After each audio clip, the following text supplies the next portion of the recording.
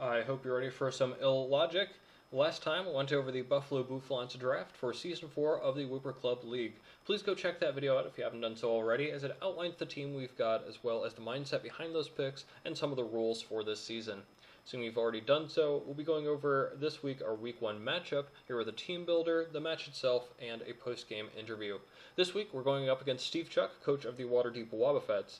My showdown username is an homage to this man, as I go by SteveChuck's Envoy on there. Definitely my best friend in the league, one of my best friends overall, so I'm definitely excited for this Week 1 battle. Maybe a little less excited for the team I have to prepare for, as you got a couple of threats in particular that are very difficult to account for, but I think we've done an okay job here. This will be a post-com, by the way. We're kind of going over everything afterwards, so I can kind of gather my thoughts properly and go over everything appropriately. So, going over his team real quick, he's got a Boltund, a Hydreigon as a Tier 1 threat, Leafeon is one of his Dynamax candidates, Lucario, Gardevoir, Corviknight is his other Tier 1, Ditto, which really shouldn't belong on the speed list, as is always going to be running Scarf, Golisopod, Gastrodon, and Turtonator, with Turtonator being his other Tier 5 Dynamax candidate. So a couple key threats in particular obviously stand out here, but I'll kind of go over everything from bottom to top in terms of threat level. At the bottom, I really never expected a good matchup for Leafeon, despite being a Dynamax threat with coverage with things like Grass, Normal, Bug, Ground moves.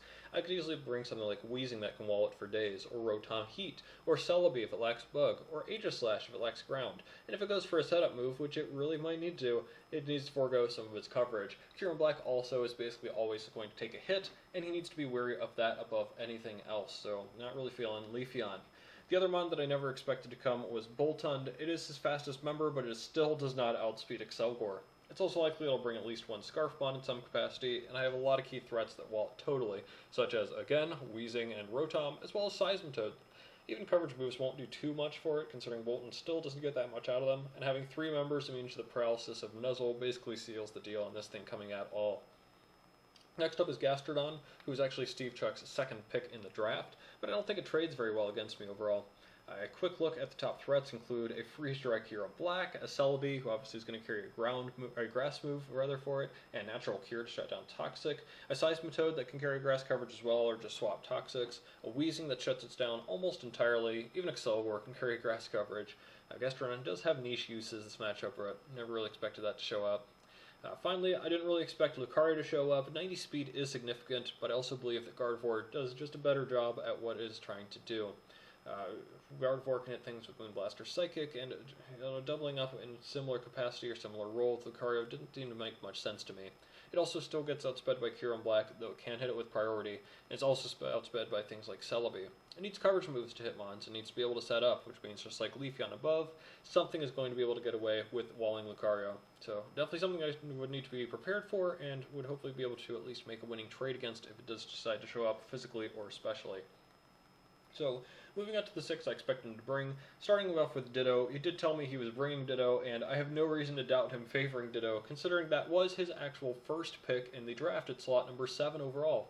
Ditto is a very unique threat that you'll see me accounting for throughout the team building process, but is still very annoying. This single-handedly prevents me from bringing several different setup sweepers, and makes it difficult to justify bringing Dynamax Pokemon at all. Definitely a big threat, and next up I expect to see Golisopod as well as a Tier 4 threat. First impression can smack around my team with a bit of nice priority, and its overall move pool and attacking prowess could cause some big issues. Again, look to see me build around the first impression, along with the Ditto, and especially for some frailer mons or things that hit super effectively. If it's Assault Vest, Golisopod becomes even more tough to take down as well, considering all the special attacks I'm bringing, as you'll soon see. Gardevoir I already touched on before. I think it's the first guaranteed bring here.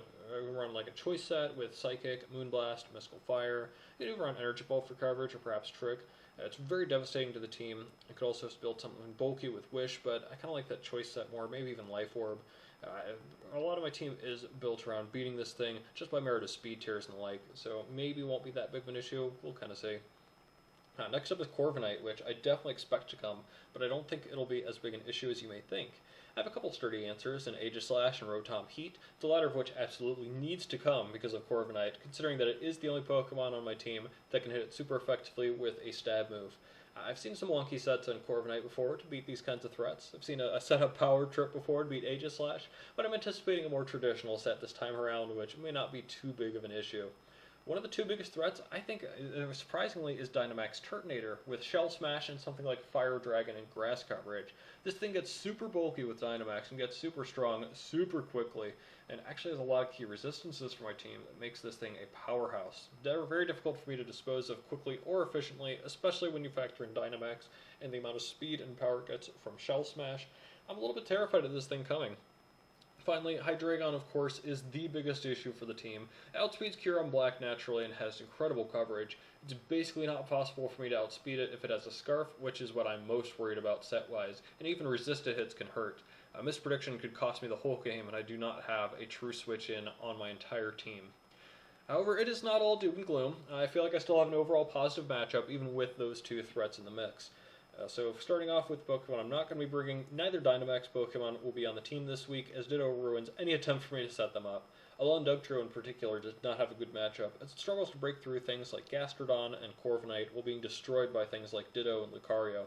Kingler may have some use, but again, it really needs to set up in order to win, and I do not want to risk Ditto taking over my sweep while I try to break through, say, a Gastrodon.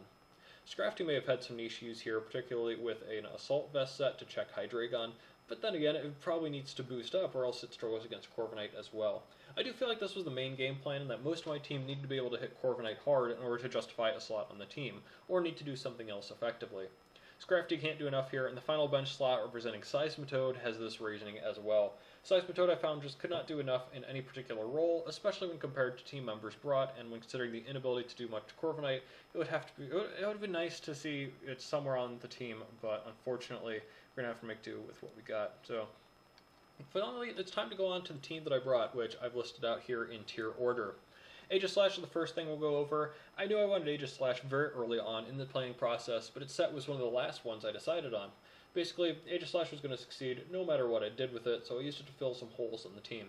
The biggest one that I had was that I was the only physical attacker on the team here as a result of Kyurem-Black only having Fusion Bolt, and that being the only physical attack on the team. So Choice Band seemed to go along with that pretty well. Max HP and attack give bulk and power to go with the Choice Band. It was intentional also to make sure I undersped the Corviknight, which does outspeed me by 7 base points. We'll go over that a little bit later. With the Choice Band, Choice Shadow Sneak will always OHKO Gardevoir without needing setup, and it does more than half to Lucario or Boltund, as well as chunk just about anything else with priority. Even the Hydreigon takes about 20% from the Shadow Sneak. Iron Head is a nice neutral play if needed, even hits things like Turtonator rather hard. Although Head Smash may be a better option, it does a ton of damage to things like Corviknight, should be doing about 68 to 80% to Corviknight actually. Gliscod and Turtonator though in particular get hit super effectively by it. Gliscod should just go down, and Turtonator before Dynamax should get OHKO'd. Finally, I chose Sacred Sword over Close Combat here for its unique effect to ignore stat boosts. I originally brought this thing because I wanted to ensure I could beat Corviknight 1v1. This was supposed to be maybe the best switch in to Corviknight. Corviknight does struggle to touch at Aegislash outside of boosts and Power Trip, but if it started using something like Bulk Up or Iron Defense, I really needed a special move to hit it with. With Mirror Armor, I may not be able to get the drops I need to outdamage it either. Enter Sacred Sword, which 3 KOs no matter how many defense boosts Corviknight gets, and gets even stronger if it uses a Roost, which means it'll be able to hit it super effectively. I like this decision a lot. It's one of my favorite moves I got to use this week. The last thing to note is how I'll be handling Ditto. With the max HP, I have a higher HP stat than it, of course. Ditto also will get hit harder than it can hit me with the Shadow Sneak because of the Choice Band. If we double ourselves into, I'll still be in shield form to be able to tank a Shadow Sneak while guaranteeing the KO with the follow-up Shadow Sneak. Any other move can be eaten up by my Aegislash anyways. So, a couple of ways that this thing can handle the Ditto.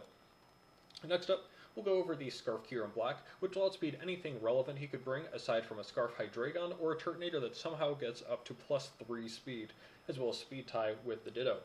We've got a mostly specially offensive set here, with Draco Meteor hitting his 2 Dragon types, Earth Power to hit things like the Lucario and the Turtonator, also hitting things like Hydreigon, or a copied Levitator thanks to Terravolt, and Freeze Dry for stab and coverage on things like Gastrodon and Golisopod. Fusion Bolt's going to round things out by hitting Corviknight for at least 40% if it's physically defensive.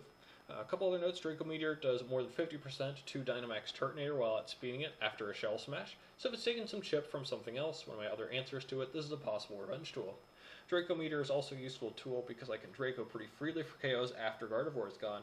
Also, if I get the KO with Draco Meteor, Ditto cannot copy me at full power. If Ditto switches in, it's going to eat a Draco and go down, otherwise it's going to be at -2 special attack. Max special attack EVs are there so that I can do as much damage as possible with spamming the special moves. Fusion Volt's really only a last resort. I'm hoping to save the Kyurem-Black for late game when Corviknight is better dealt with anyways. So next up we're going to go over the Celebi, who I also knew very early on that I wanted on the team as a Subseeder.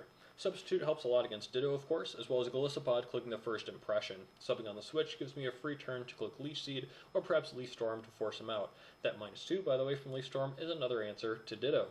I also have the speed to run over non-Scarf Hydreigon, and the final move Dazzling Gleam will one-hit KO every time. So yeah, Leech Seed forces Corviknight and others out, or storing health effectively. Leaf Storm just hits super hard. It's overall straightforward, if not unconventional. The EVs there are a little bit intriguing. The 48 HP is to maximize Substitute and Leftovers recovery there. The special attack is so that if Rotom Volt switches on a Hydreigon, Dazzling Gleam will 100% of the time pick up the KO, and the rest just thrown into special bulk to be able to tank as well as possible. So next we're going to go on to the Rotom-Heat. Along with Aegislash, I knew I had to have this to deal with Corviknight, and this set could put in a lot of work. I've got a bulkier set with Speed to outspeed Gardevoir. I've got a set of Volt Switch, Shadow Ball, Toxic, and Nasty Plot. Again, just force Corviknight out, give me the chance to plot for free, switch out with Volt Switch, getting the nice momentum, or just Toxic on the switch if I think it's going to bring in something like Gastrodon or a couple other cool targets. Hydreigon, for example, could try to take advantage of this with its typing, because it resists basically everything I could possibly bring. Volt Switch, amazing momentum. Nasty Plot is nice. I think it's going to be cheeky and stay in or something. And Shadow Ball is also very nice neutral coverage, though I had actually meant to change this to Hex considering all of the statuses I've got running on the team. A solid defensive set, actually, that doesn't have Defog. You'll notice that the only hazards he could set up on his side are Golisopod spikes, and I think there are better things that he can do, especially since he's going to need to defog himself. Finally, against Ditto, I resist the Volt Switch and get the slow pivot, so the worst thing he can really do to me is Toxic. I can spam a boosted Shadow Ball, as could he. That's about the worst he could do with a Nasty Plot boost. So remember that Kyurem-Black also outspeeds because it is Scarfed, and can hit Rotom with a super effective Earth Power due to Terravolt for an easy KO. Speaking of that too, we've got Galarian Weezing up next, who came up a lot as I went over my opponent's team, and really needed to come. Its typing is fantastic for the matchup, and the biggest draw in my opinion was the easy access to Toxic Spikes and Will-O-Wisp. Corviknight gets burned as it comes in, Taunt can prevent defog, and Toxic Spikes can come down before I switch and keep up pressure, with Strange Steam on there of course for decent neutral coverage and KOing the Hydreigon. The EVs went totally into special defense to be able to take advantage of Hydreigon if it doesn't hit me with a Flash Cannon, as I resist both of his stabs and I'm still plenty bulky on the physical side. Ditto's a little tough to deal with transforming, as I can't restore status, but he also does not want to give me the easy switch, as I said perhaps to the Hydreigon. Not the Hydreigon, but the Kyurem-Black rather. The last one I'm going to talk about is Excelgor, which as usual outspeeds his entire team, including Scarfers of Gardevoir's speed or lower. Protect is for first impression, Energy Ball of course for Gastrodon, and Bug Buzz is super obvious, although it is also actually important with the Focus Sash and the Unburden ability. So the theory behind this is that Hydreigon could be Scarfed, and if it wants to, it could try to OHKO me with something like Flamethrower. That would activate my Focus Sash, I can Bug Buzz, which would not KO the Hydreigon, however after Unburden, I would be faster than the Scarf Hydreigon. So with 1 HP left, I can take down a Scarf Hydreigon so long as the Sash is intact. The other use for the Sash, of course, is wasting multiple turns of Turtonator's Dynamax. I could switch in on something, be able to take one hit because of the Focus Sash, and be able to take another turn of the Dynamax right after that. So perhaps with some switching mind games too, I can get multiple turns out of the Dynamax and not have to worry too much about it. Of course, if Turtonator is Dynamax, perhaps the best option there is going to be Final Gambit. And yes, Final Gambit is sticking out like a sore thumb there. It's perhaps the spiciest pick for the week, as it does OHKO everything on its team except for Corviknight, Gastrodon, and Dynamaxed Turtonator, all of which it chunks. Getting a 1-for-1 trade, especially one that benefits something like my Kyurem-Black, which can sweep in the endgame, could be absolutely critical for getting a stranglehold on the game. So that's the team. Next we're going to get into the replay. Again, my apologies for not having a team builder prepared ahead of time. I do like to do all the commentary at once. Keeps me refreshed on everything, so we're going to jump right into it. First off, I'm so relieved to see Lucario there instead of the threat that is Turtonator. That's already one of the biggest threats down. I'm not sure if our league realizes the devastation that Dynamax Pokemon bring, but I'm not going to complain. So leading off, I'd sort of committed to an Excelgor lead to be able to scout a little bit or chunk something for an easy switch. and he seems to have a similar idea as we both start off with our bug types. Things get a little awkward first turn too, as I do protect on the first impression, and now we both have an option, something to think about here. I figured that perhaps a safe middle ground play would be something like Weezing, in case he's going for more bug moves, and he maybe has a similar idea in trying to wall my Excelgor as he brings out the Corviknight. So this may not seem great, considering he has a steel type in, but remember that my whole game plan was to try to burn this thing anyways. And that's going to pay off big time as he actually U-turns out into Lucario, and I snag the burn onto Lucario on the third turn of the game. If this thing is physical, it's effectively neutered, but I know it can still set up and hit me hard. So I know he's not going to go for something like an Earthquake. I know I have a relatively easy switch out if he's choiced. I'm not going to be able to take too much from anything if I go into Aegislash, because he does reveal the Swords Dance on this turn. So I know I'm going to take a lot of damage. However, the follow-up Sacred Sword should KO this with absolutely no problem. Earthquake, as you can see, is Life Orb, so it still does a ton of damage. And I'm just going to have to take that because I know I can use Aegislash later on, no matter how damaged it is, because of Shadow Sneak's priority. And we are going to pick up the first KO of the season with Sacred Sword. So could have been any fighting move to fulfill that role, but I'm still pretty happy that Sacred Sword got the pick there. He's going to go into Hydreigon, easy switch there for him, try to take advantage of the weakened Aegislash. I don't, again, have a switch in for this thing, and I could try to find out a little bit of information, so I go into the Galarian Weezing. Unfortunately, he makes a nice prediction, and hits me with a Flash Cannon, also gets a special defense drop there too, but he also reveals the Life Orb, which is absolutely huge. Knowing that this thing isn't Scarfed, and that I can't exactly take advantage of the moves, are the two biggest parts of this game, and help me a ton in the future. It means that Celebi has a chance to beat it. It means that my Scarf Hydreigon, or my Scarfed Kyurem is going to beat it. It means that Excelgor outspeeds it. I now have options for this thing, which is huge.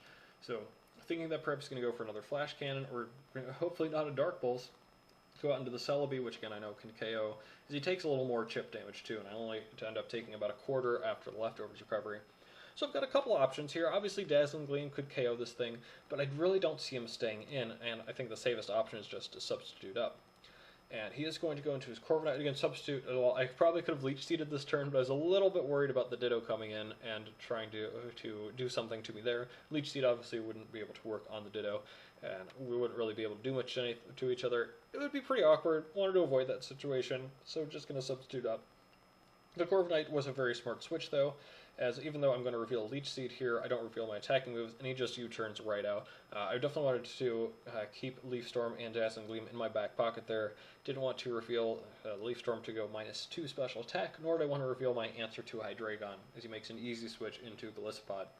Again, my easy switch out is going to be into Weezing, and Weezing is going to be able to take a first impression, but instead he's going to knock off, take out my Black Sledge. This thing's starting to run out of usefulness. But I should outspeed the Golisopod, I should be able to burn it, which is pretty fantastic, right? Even better, he swaps out into the Corviknight, which he's not expecting me to do anything with, and I get the critical burn onto Corviknight. You're going to see how important this burn is a little bit later, too. So I'm okay with staying in and actually trying to set up some Toxic Spikes, as he makes the very aggressive play into Hydreigon, not expecting a Fairy move there, but I do get my Toxic Spikes up, and now the only thing that's going to be able to remove that is, of course, the Corviknight. This thing is already done plenty, got the Toxic Spikes up, and I'd rather get a switch off into Hydreigon by sacking off my weakest member of Weezing, and he's also going to take just a little bit more chip damage. So my reasoning here of going into Excelgor, you're going to kind of see on the following turn, but of course it's going to be able to chunk the Hydreigon from this health.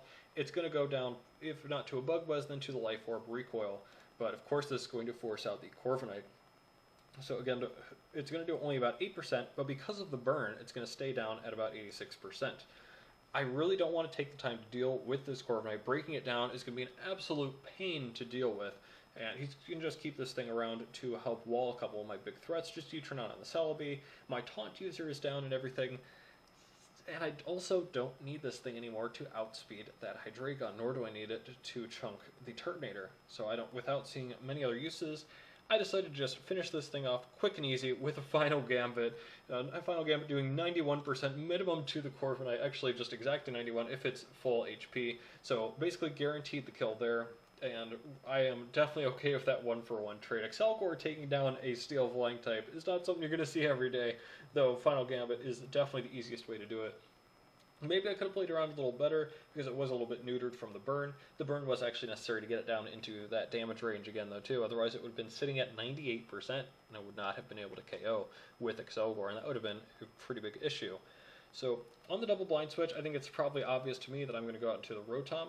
I remember that I do have the toxic spikes up, so whatever he goes into is going to get toxic, or just regular poisoned as well. The Golisopod is actually going to come in and not take this poison. So we know that Golisopod has the heavy-duty boots. Knowing that it doesn't have the assault vest is actually very big deal. It means I know I can do 50% to the Golisopod. He's going to get the first impression off first, though, anyways, and I know that. I know he's not going to do too much to me anyway. So I decided to Toxic. In case he switches out, maybe he's expecting me to go for the Volt Switch right away, maybe go into the Rotom or the Hydreigon to eat it up, neither of which want to take a full Toxic, although I suppose the Ditto would get poisoned first anyways.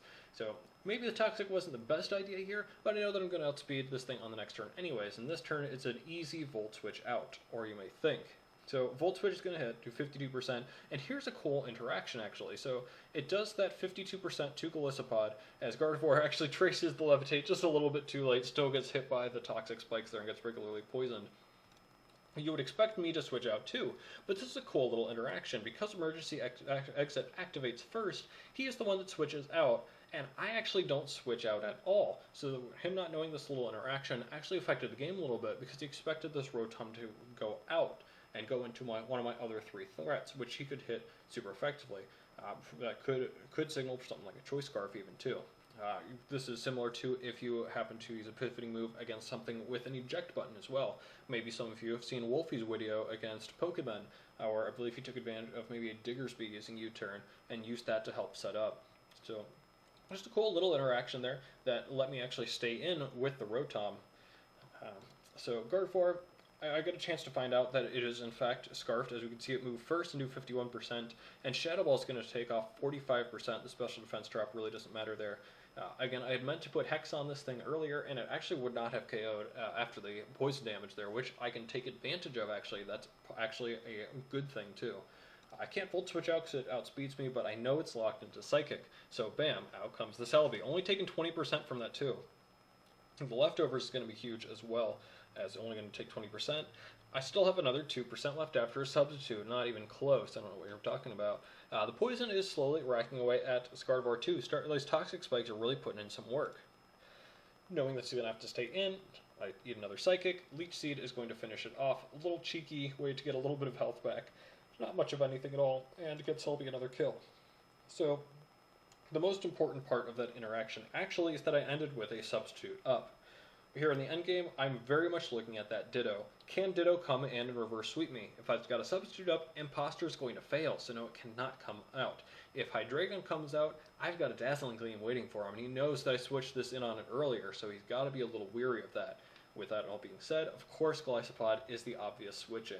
I would kind of do a little bit of back and forth here, but it's all kind of leading to the same inevitable fate, as I get a Leech Seed off, and a Substitute up next. Obviously he's got knockoff, and he even uses Leech Life here to try to stall for a little bit of time, even though he is actually fully toxic, so he cannot win a stall war.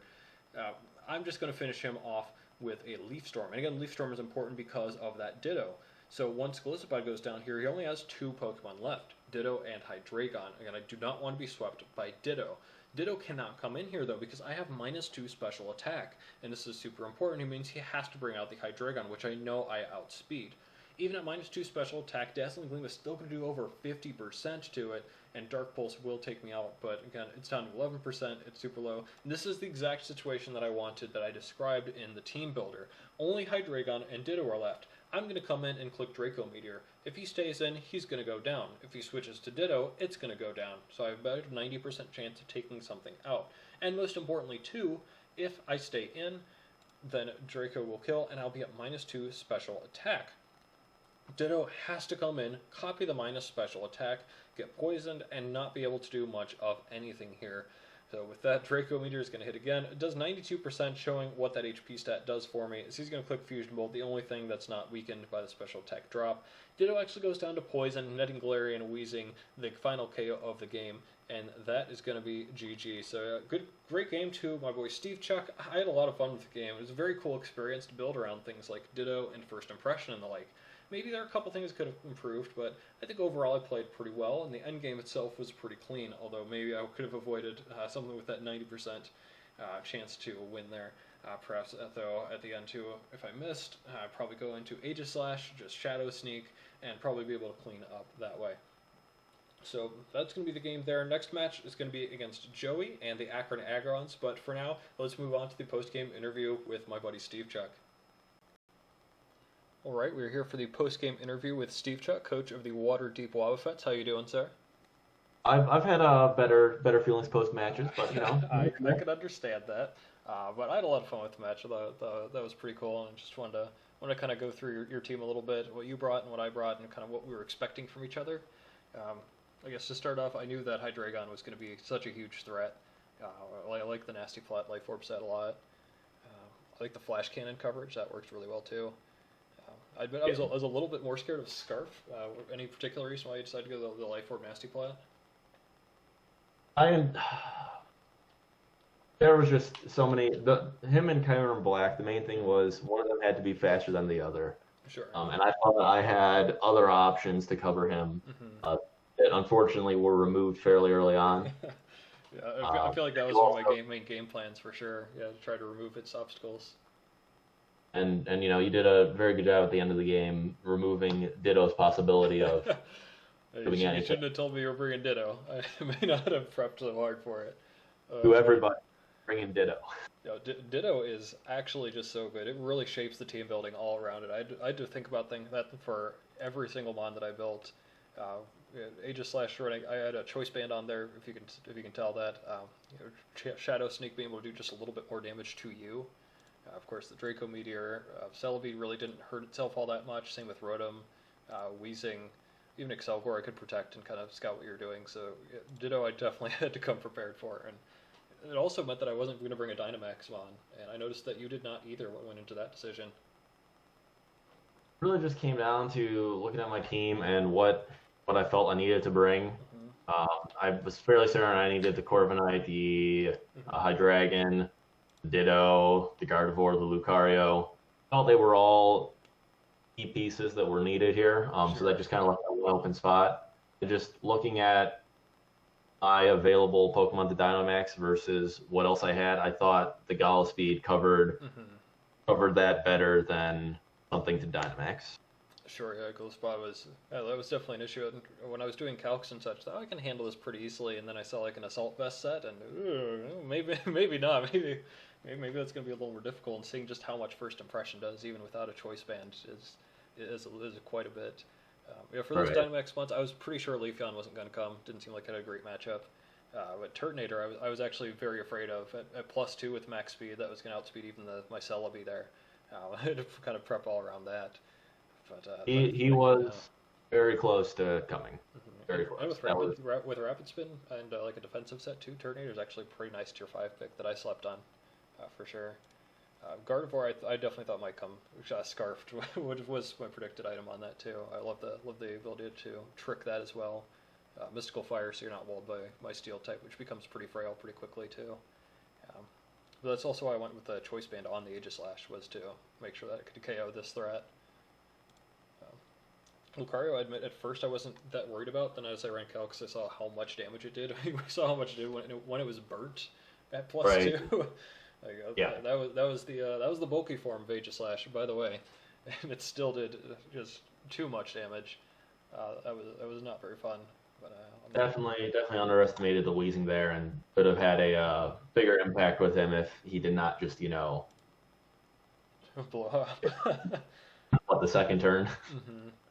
I was a little worried about Meteor Mash being able to break through that too, but Bullet Punch, great option for priority. That's probably a good answer to the Kyurem as well. Yeah, that was the thought. Is I also ran some calcs, and it probably wasn't going to one-shot him, but any amount of chip damage that's reasonable, and he should be able to clean up with Bullet Punch. Sure, and Kyurem's bulky enough that you're asking a lot to KO with a priority move anyway, so to do as much as I could do is pretty nice.